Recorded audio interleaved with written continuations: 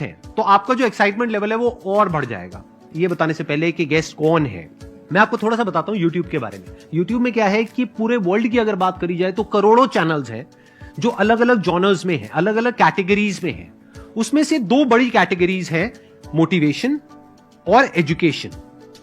पूरे वर्ल्ड में जो वर्ल्ड का नंबर 1 मोटिवेशन चैनल है वो मेरा है, और जो वर्ल्ड का नंबर 1 एजुकेशन चैनल है किसी इंडिपेंडेंट क्रिएटर का, वो उनका है, जो कि हमारे गेस्ट हैं। उनके 17 मिलियन से ज्यादा सब्सक्राइबर्स हैं। Please give an energetic and warm welcome to the one and only Khan sir.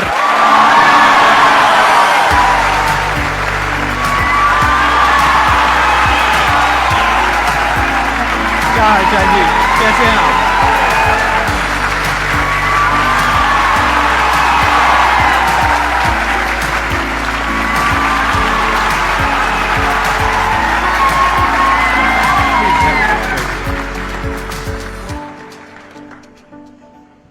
इससे पहले कि ऑडियंस आपसे कुछ पूछे या इंटरेक्ट करे, मेरे माइंड में एक क्वेश्चन है आपके लिए जी।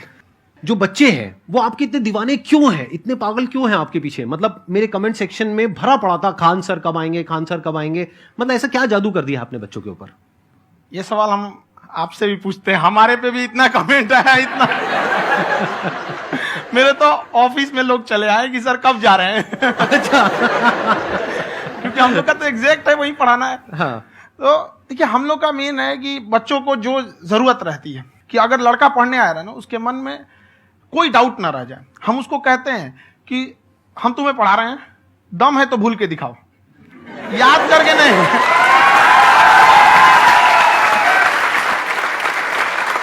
प्लस आप जिस प्राइस पॉइंट पे पढ़ा रहे हैं, आई थिंक वो सबसे कम है, वो बहुत ही कम है। सर, ये जो फीस का कल्चर है, ये हमारा इंडियन कल्चर नहीं है। हमारा इंडियन कल्चर गुरु दक्षिणा है, उस हिसाब से वो सही है।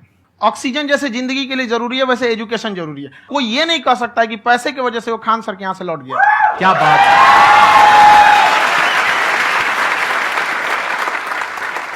मैंने देखा कि आपका ये जो चैनल है कि ये पिछले 3 साल के अंदर अंदर ही ग्रो किया है। हमको जब चैनल शुरू हुआ तो एक दिन में हम 4-5 वीडियो बनाए।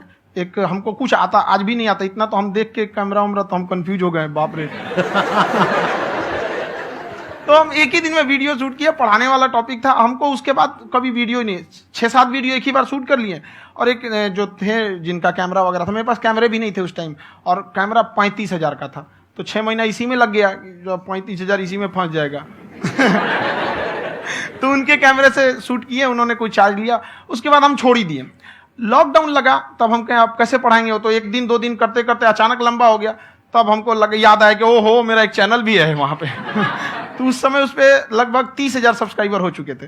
तो जैसे लॉकडाउन लगा तो उस पर पढ़ाना चालू किया, और पता नहीं क्या लोगों को पढ़ाई में इतना इंटरेस्ट आ गया कि आपका स्टाइल ऐसा है थोड़ा सा, आप आई थिंक पढ़ाई के साथ साथ में जो बीच बीच में आप थोड़ा बहुत छोड़ते रहते हैं ना, मतलब जो एंटरटेनमेंट चलता रहता है। ये बात हम देखिए, जब हम गुलाम थे ना, तो अंग्रेजों ने एक चाल चला था कि भारत को हम फिजिकली गुलाम रखेंगे 100-200 साल, मेंटली 1000 साल कर देंगे। उन्होंने पढ़ाई का मॉडल चेंज कर दिया। उन्होंने ऐसा डिजाइन किया कि टीचर की रिस्पॉन्सिबिलिटी है वो पढ़ा के चला जाए। टीचर की रिस्पॉन्सिबिलिटी यहां खत्म नहीं हो जाती है।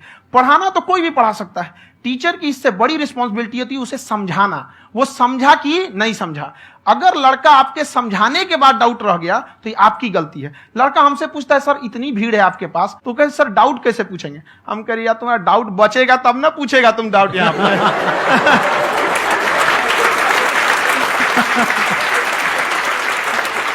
कॉन्फिडेंस नेक्स्ट लेवल है खान सर का, मानना पड़ेगा। और शायद यही वजह है इनकी जो ग्रोथ है उसका। किसी ने शायद सपने में भी नहीं सोचा होगा कि पिछले 2 साल के अंदर अंदर जो आपके चैनल की ग्रोथ हुई है, जैसे आप खुद ही बता रहे हैं कि लॉकडाउन के टाइम पे आपके 30,000 के करीब सब्सक्राइबर्स थे, आज की डेट में 17 मिलियन है। और मेरा एक क्वेश्चन और है, इससे पहले कि ऑडियंस में से आपसे कोई क्वेश्चन पूछे, कि कई बार आप ऐसे भी टॉपिक्स टच करते हैं जो थोड़े से कंट्रोवर्शियल हैं या थोड़े से सेंसिटिव हैं, जिसके ऊपर बात करने की हिम्मत आई थिंक बहुत ही कम लोगों में है। तो आपको कभी ये नहीं लगता है कि कहीं ज्यादा तो नहीं हो रहा है, इसको थोड़ा रोक देते हैं, थोड़ा कम कर देते हैं? क्योंकि कोई लाइन ही नहीं है वैसे तो बोलने को, तो आप कुछ भी बोल दो, कितना भी बोल दो। हुई है कंट्रोवर्सी बहुत बार। एक्चुअली बचपन से हमको फौज में जाना था, और फौज वालों के लिए ये सब मायने नहीं रखता। उसको करना है मतलब करना है, तुम सामने कुछ भी रहो, डजंट मैटर।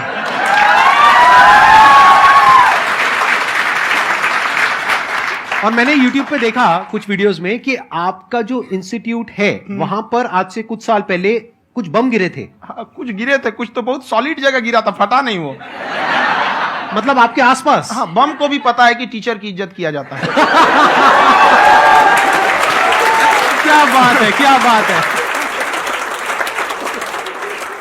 मैं समझ पा रहा हूं कि ये आपके अंदर जो एटीट्यूड है ये कहां से आ रहा है, क्योंकि आप बचपन से ही फौज में जाना चाहते थे, तो आप जंग के मैदान में ही खड़े हैं एक तरीके से। बस फर्क ये है कि आपके हाथ में कलम है, हथियार ना हो करके। हथियार से एक आदमी की जान जा सकती है, हाँ। कलम से बहुत ताकत होता है। शिक्षा एक ऐसा हथियार है ना, हर कुरीतियों से लड़ सकता है, हर तरह की समस्याओं से। और ये एक ऐसा हथियार है, मेटल डिटेक्टर में भी नहीं पकड़ाता है।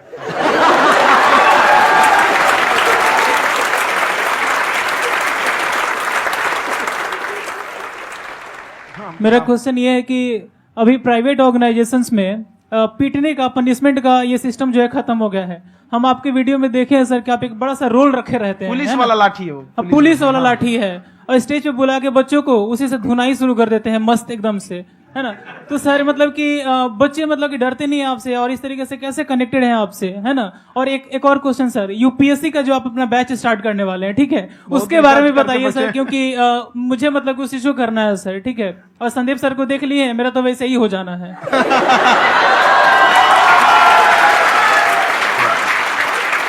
क्या हो जाना है? मेरा पूरा कंप्लीट करो। I'll be an IAS officer next year because I have seen you, sir. My day is like complete, sir. All the best. Thank you so much, sir. Thank you. पूरा बोला करो। Thank you.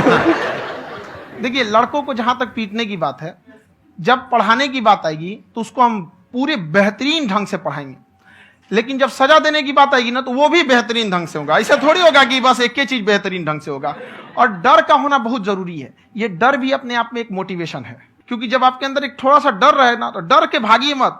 एक ऐसा डर जिसको आप लगे कि नहीं नहीं थोड़ा सा और करने की जरूरत है, फिर तो ये हम इसको क्रॉस कर जाएंगे आप। तो लड़कों के अंदर ये डर बनाना भी जरूरी रहता है। और रही बात यूपीएससी वाले की, जो आपने बोला, बहुत सारे लड़के वेट कर रहे हैं यूपीएससी की, क्योंकि 2-2.5 लाख फीस सारे लोग एफोर्ड नहीं कर सकते। और हमारा वही रहता है, हम तो ज्यादातर हमारे स्टूडेंट देखेंगे तो किसी के रिक्शा वाला, सब्जी वाला, यही लोग, इनको तो 2.5 लाख रुपया, इनके पास पूरी संपत्ति नहीं होती है, फीस कहां से भरेंगे वहां पे, उसके बाद रहेंगे कहां से? तो ऑल ओवर इंडिया से, कश्मीर से कन्याकुमारी तक, गरीब से गरीब भी लड़का उसको पढ़ सकता है। यही कुछ 1000 रुपये मंथली, 12-14 हजार साल का पड़ेगा, खत्म हो जाएगा इतना में।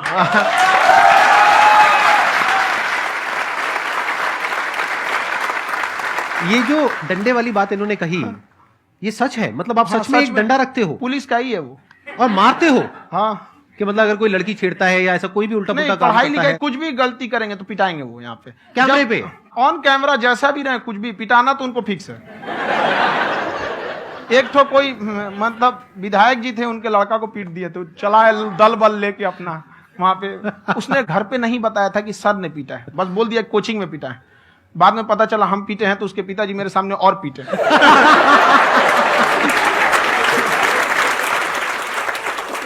सर आपका सबसे बड़ा डर क्या है, आप दोनों का? फौजी को डरे नहीं लगता है, बाकी अफसर से पूछिए।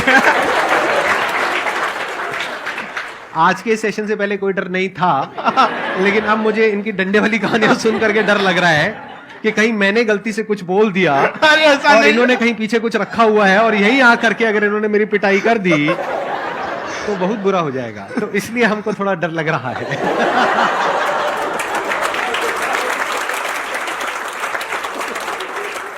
आपकी डेली कितने घंटे क्लासेस होती हैं? 6-7 घंटे। अभी भी खुद ही करते हो आप? हाँ, खुद ही हमारे classes स्टाफ करते परेशान रहते हैं। हम 1:30-2 बजे सोते हैं, सुबह 6 बजे उठ जाते हैं, परेशान रहते हैं। हो? यार इतना क्यों करते हो, है ना?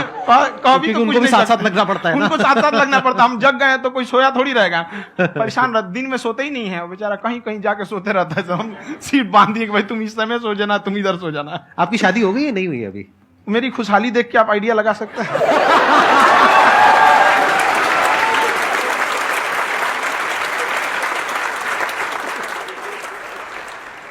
First of all I would like to say sir thank you so much to you and to your team कि आपने मुझे यहाँ आने का मौका दिया। एंड सर अब तक मैंने आपको सिर्फ फ़ोन या लैपटॉप में ही देखा है दोनों को, आज फर्स्ट टाइम लाइव देख रही हूँ तो बहुत अच्छा लग रहा है। तो मेरा क्वेश्चन ये है सर आपसे, जब हम लाइफ में कोई डिसीज़न लेते हैं कि हमें ये पर्टिकुलर चीज़ करनी है और क्योंकि हम डिसीजन लेते हैं तो हमारी आदत है कि पहले हम 4 लोगों से पूछते हैं कि तू बता तेरी क्या राय है, तू बता तेरी क्या राय है। तो उनमें से अगर कोई हमें कह देता है कि ये बेकार डिसीजन है मत कर, तो हमारा माइंड कहीं ना कहीं डाइवर्ट होने लगता है और उसकी वजह से हम अपना डिसीजन चेंज कर देते हैं। तो मेरा क्वेश्चन ये है कि कैसे हम अपने डिसीजन पे स्टिक रहे, कैसे हम जो दूसरे के ओपिनियन है उनको अफेक्ट ना होने दें अपने ऊपर। दूसरे से सलाह लेने से पहले एक बार खुद उस पर रिसर्च कर लेना चाहिए, ताकि आप सामने वाला क्या सलाह दे रहा है आपको समझ में आना चाहिए। यहाँ पर ऐसा नहीं है कि कई बार ऐसे होते हैं कि दूसरे वाले को एक्सपीरियंस होता है, तो अगर आपको पहले से आइडिया है, उसके बारे में आप बेहतरीन ढंग से रिसर्च किए कि क्या इसमें प्लस पॉइंट है क्या निगेटिव है, उसके बाद आप किसी से सलाह लेने जाइए। ये नहीं कि मन में सीधा बताओ गड़बड़ा जाएगा। तो वहाँ पे पहले आपको R&D करना पड़ता है, समझ में आया कि नहीं। और जिंदगी हो या गाड़ी, जीतेगा वही जो टाइम पे गियर चेंज कर रहा है। तो डिसीजन चेंज करना बहुत ज्यादा गलत नहीं है। इन्होंने बहुत अच्छी बात कही है और मैं इसी बात में थोड़ा सा और ऐड ऑन करूंगा कि ये जो आपने कहा ना कि अपने डिसीजन पे स्टिक कैसे रहें, ये कोई अच्छी क्वालिटी नहीं है, क्योंकि टाइम टू टाइम आपको अपने डिसीजंस को चेंज करना होता है। जैसे आपने 4 लोगों से डिस्कस किया, कोई इंसान कुछ पॉजिटिव बोल रहा है, कोई नेगेटिव बोल रहा है, उससे फर्क नहीं पड़ना चाहिए। डिपेंड ये करता है कि वो जो बोल रहा है उसका बेसिस क्या है। क्या वो किसी नॉलेज या एक्सपीरियंस के बेस पे बोल रहा है या ऐसे ही कुछ भी बोल रहा है? ऐसे ही बोल रहा है तो फिर उसकी बात पे ध्यान क्यों दे रहे हो? अगर किसी नॉलेज या एक्सपीरियंस के बेस पे बोल रहा है, फिर चाहे वो पॉजिटिव बोल रहा है चाहे नेगेटिव बोल रहा है, दोनों ही मायने रखता है। उसके बाद में रिसर्च करनी है और फिर रिसर्च करने के बाद में फाइनल डिसीजन अपना खुद का होना चाहिए। अब वो डिसीजन उससे अलग भी हो सकता है जो आपने पहले लिया था, और वो सेम भी हो सकता है। सर मेरा क्वेश्चन दोनों से है आपसे, how to deal procrastination and laziness. हमारा ब्रेन है ना, ये बहुत आलसी टाइप का, इसको आराम खोजना पसंद है। अब थोड़ा सा भी आप इसको आराम की ओर लेके चले गए ना तो फिर उधर ही रहेगा। आप सोचेंगे 10 मिनट आराम कर लेते हैं ना, तो 10 मिनट 2 घंटा बना देगा। उसको टॉर्चर कीजिए, चल 10 मिनट बाद में। उसको आप उस पर हावी में, वो कह रहा है कि हमको आराम चाहिए, आपको हाँ आराम मिलेगा, पहले काम फिर मिलेगा आराम। तो आप उसके हिसाब से मत चल। आपका मन कर रहा है थोड़ा सा देख लेते हैं, कोई नोटिफिकेशन आया, आप कोई काम कर रहे हैं, क्यों पहले काम कर लीजिए, बाद में देखिएगा ना नोटिफिकेशन। आप हावी मत होने दीजिए यहाँ पे। अगर आप 5 मिनट भी थोड़ा सा लूज पड़े ना, थोड़ा सा कमर सीधा कर लेते हैं, 2 घंटा बर्बाद कर दिया आपको। हावी मत होने दीजिएगा उसको अपने ऊपर। प्रोक्रेस्टिनेशन को तोड़ने का एक ही तरीका है, सबसे छोटे लेवल पे ले जा करके उस गोल को तोड़ दो। यानी वो गोल बहुत बड़ा है, उसको ब्रेक डाउन करो, उसके सबसे पहले स्टेप पे आ जाओ कि उसको अचीव करने का सबसे पहला स्टेप क्या है। जैसे गाड़ी चलाना सीखना है, उसका सबसे पहला स्टेप क्या है। अगर घर में कोई नहीं है सिखाने वाला या सिखाने वाली, तो बाहर जा करके जो गाड़ी का ड्राइविंग स्कूल है उधर जा करके पैसे दे दो। अब फंस गए ना तो फंसा दो अपने आप को। दिमाग ये लगाओ कि अपने आप को कैसे फंसाया जाए। जब हम फंस जाते हैं ना तो फिर हमको वो काम करना ही पड़ता है। Then there is no looking back. जब तक आप सोच रहे हो तब तक सोच रहे हो, उसको बोलते हैं पैरालिसिस ऑफ एनालिसिस, कि आप सोचते चले जा रहे हो अपने माइंड में, मैं ये करूंगा वो करूंगा वो करूंगा वो करूंगा, और प्रोक्रेस्टिनेट हो रहा है, वो चीज टलती चली जा रही है। तो उसको छोटे से छोटे लेवल पे ब्रेक डाउन करके उसको कर दो, दैट इज नंबर 1। और जैसे ही करना शुरू करते हो, कोशिश करो कि उसको जब तक कि आप सही से नहीं कर लेते हो उसको छोड़ना नहीं है, तो आपकी लेजीनेस भी खत्म हो जाएगी। कई लोगों को तो हमने देखा है, जो सप्ताह में कुछ भी नहीं करता वो भी संडे को आराम कर रहा है।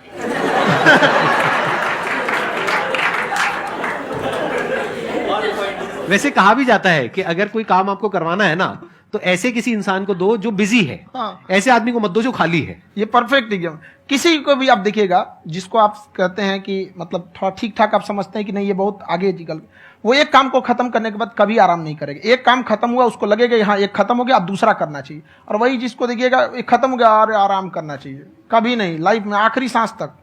सर यहाँ पे सब हिंदी में पूछते हैं, इंग्लिश में पूछते हैं, मैं भोजपुरी में पूछूं? जौन भाषा ठीक लगे तोने में पूछ दो। हाँ सर।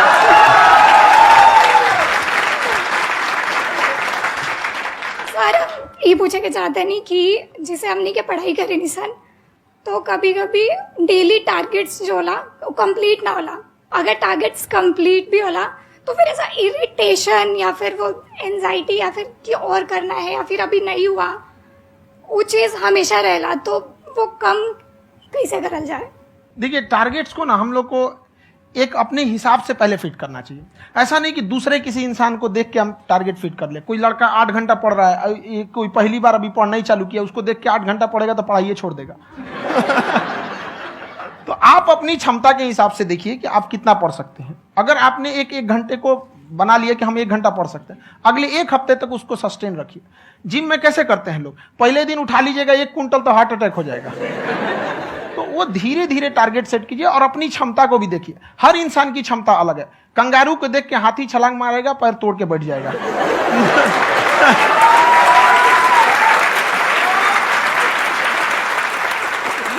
अब संदीप सर का मोटिवेशन देख के इसका मतलब क्या कि ट्रेन के आगे खड़ा हो जाएंगे, ढकेल देंगे तुमको।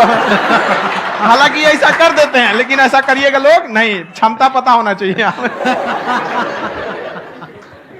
आपके अंदर एंजाइटी हो रही है कि मैंने कर तो लिया है। आप ये नहीं कह रहे कि मैंने कुछ भी नहीं किया है फिर मेरे को एंजाइटी हो रही है। आप ये कह रहे हो मैंने काफी कुछ कर लिया है फिर भी एंजाइटी हो रही है कि कहीं कुछ छूट तो नहीं गया है।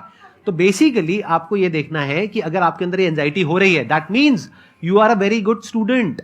आप एक अच्छे स्टूडेंट हो। क्यों? क्योंकि बहुत सारे स्टूडेंट्स तो ऐसे हैं उनको पढ़ने के नाम से एंजाइटी होती है।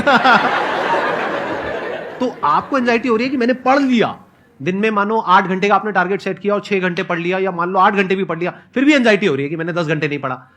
तो ये तो अच्छी क्वालिटी है ना, ये तो एक ब्रिलियंट स्टूडेंट की क्वालिटी है। क्योंकि एंजाइटी उसी को होती है जो केयर करता है, जिसको परवाह है, उसी की तो एंजाइटी होती है। जैसे माँ को अपने बच्चे की, जैसे एक माँ को अपने बच्चे को लेकर के एंजाइटी होती है। हंस लो मजाक उड़ा लो मेरा।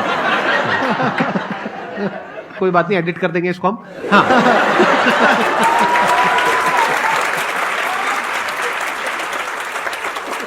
जैसे एक माँ है, उसको अपने बच्चे को लेकर के एंजाइटी होती है, थोड़ी सी भी तबियत खराब हो जाए उसको एंजाइटी होती है, चाहे बच्चा ठीक भी है, डॉक्टर को नहीं होती है।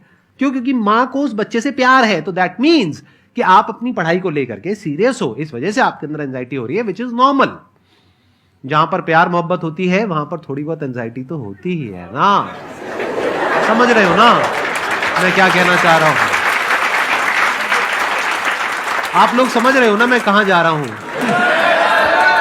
जब वो किसी और से बात करती है तो एंजाइटी होती है ना।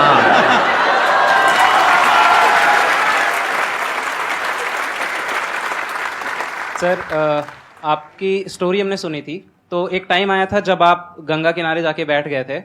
उस समय आपको कुछ समझ नहीं आ रहा था, तो उस समय मतलब आपने ये डिसीजन कैसे लिया कि अब आगे नहीं, यहां से वापस जाना है? रास्ता ही नहीं था। घर जाने के लिए एटलीस्ट 90 रुपए चाहिए थे, जेब में 40 रुपए थे। कैसे घर जाते हैं? और हम गंगा के किनारे चुपचाप बैठे बैठे हम कहें कि अब बहुत टेंशन हो गया, अब घर जाना चाहिए। रूम पे, तो किराए के रूम पे ही आदमी सारे लोग रहते। गए वहां पे तो रूम लॉक हो गया था। तुम खटखटाए तो ऊपर से गुस्सा से बोले जो ऑनर थे, क्या टाइम हो गया है? तुम कहे 9-10 बज रहा होगा। घड़ी देखिए तो 2 बज रहा था रात का, 2-2:30 बज गया था। वहां टेंशन में आप तो होता है, कई बार ऐसा समय आएगा कि लगेगा जैसे अब कुछ नहीं हो सकता है। तो इससे घबराना नहीं है। कभी कभी गुच्छे की आखिरी चाबी भी ताला खोल देती है। जो बातें आपने बताई कि घर में प्रॉब्लम्स ये तो बहुत लोगों ने फेस करी वहां पर। आप अकेले नहीं है, बहुत लोगों ने ये प्रॉब्लम्स फेस करी, बहुत तरह की प्रॉब्लम्स देखी, बहुत तरह की स्ट्रगल्स देखी, लेकिन वो सब इतने कामयाब नहीं हो पाए जितने कि आप हुए।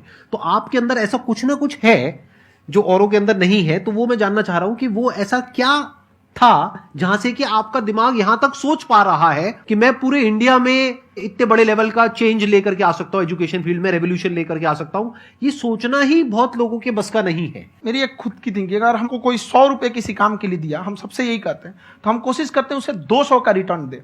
अगर कोई हमसे 200 रुपया फीस दे रहा है, 250 दे रहा है, तो हम उसको ये कोशिश करते हैं कि तुम्हें ऐसा लगे कि नहीं भैया हमने 10-20 हजार का पढ़ लिया यहाँ पर। वो ईमानदारी से कभी कमी नहीं। और हमेशा अगर हम प्रॉमिस एक्स का करते हैं तो डिलीवर 4x करना चाहते हैं। ध्यान से सुनना और ध्यान से समझना इस फर्क को। अगर आप समझ पाए तो बहुत आगे जाओगे लाइफ में। एक वो होते हैं जो ये सोचते हैं कि हमें सब कुछ मिल जाए, हमें कुछ भी करना ना पड़े। दूसरी कैटेगरी होती है लोगों की जिनको जितना मिलता है उसमें भी चोरी चकारी करते हैं या कोशिश करते हैं कि उससे कम दे सामने वाले को जितना कि हमें मिल रहा है। तीसरी कैटेगरी होती है लोगों की, जो इनके जैसे लोग होते हैं, वो क्या करते हैं, वो ये सोचते हैं कि अगर मैंने किसी से 1 रुपए भी लिया, देखा जाए तो 200-250 रुपए कुछ भी नहीं होता है, 200-250 रुपए अगर मैंने लिया तो कैसे उसको 400 रुपए की वैल्यू दूं। ये जो थिंकिंग है ना, यही एक फर्क होता है एक ऐसे इंसान में जो बहुत आगे निकल जाता है और उस इंसान में जो मीडियोकर रह जाता है। आप अपने आप को अपने आप के ऊपर समय दीजिए, उसको डेवलप कीजिए। जब आप अपने आप के ऊपर खर्च करते हैं तो आने वाले समय में लोग गूगल पे आपको सर्च करते हैं। क्या बात है सर, ये आपने अभी बनाया है या ये कोई पुराना आपका वो है? बनते रहता है इसे, फ्लो में बन जाता है। आपके अंदर ना सर एक कवि छुपा हुआ है कहीं ना कहीं जो बाहर आना चाहता है। कभी ना कभी आपने सोचा होगा कुछ? कभी कभी देखिए, एक चीज है, संगत का बहुत अच्छा असर पड़ता है। ये चीज को हमेशा, संगति का मतलब लोग हल्के में ले लेते हैं। संगति का मतलब होता है संग संग गति। तो अच्छे लोग के साथ रहेंगे तो संग संग अच्छी गति होती जाएगी, खराब में रहेंगे तो ये भी होता है। बट अपने आप को थोड़ा सोचना चाहिए कि हम केवल जी के मर जाएं इसके लिए नहीं आए हैं। लोग कहते हैं कि सर नाम क्यों नहीं बताते अपना। हमारी एक ही सोच है कि जाने के बाद इस दुनिया से हमको मतलब एक चीज देना चाहते हैं स्टूडेंट्स को, कि वो याद करें कि इस पैसे की भाग दौड़ की दुनिया में हर कोई दोनों हाथ से लूटने में लगा है, खाली हाथ जाने के लिए ये सबको लगा है। तो हर कोई को ये सोचना चाहिए कि था कोई इंसान जो इतने कम फीस में इतनी शिक्षा जो महंगी थी, जो कमाने का रास्ता था, उसको भी एकदम कंपटीशन इतना कर दिया कि अब लोगों को अपनी फीस बढ़ाने में डर लगता है कि अरे यार, लड़का कमेंट करता है कि खान सर इतना ले रहे हैं आप, बहुत बड़ा टीचर हो गए।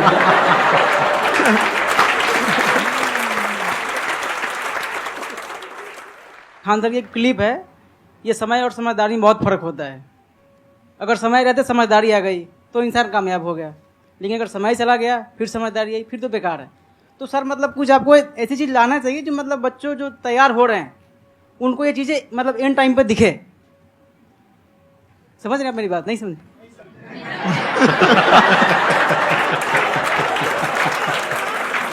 यही होता है सर का मोटिवेशन ज्यादा हो जाता है। जब आप स्ट्रगलिंग फेज में हैं तो कम से कम चीजों को अपने ऊपर खर्च कीजिए, ज्यादा से ज्यादा सीखने में खर्च कीजिए। अगर आपको राजा बनने का शौक है तो गुलाम की तरह मेहनत करना सीखिए, तब राजा बनेंगे।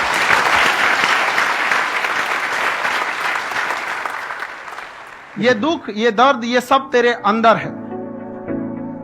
तू अपने बनाए इस पिजड़े से बाहर निकल के देख, तू अपने आप में एक सिकंदर है।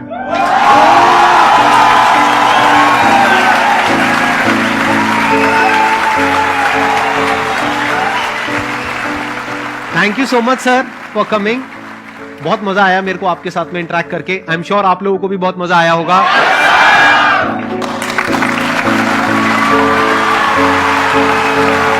थैंक यू सो मच जी, थैंक यू।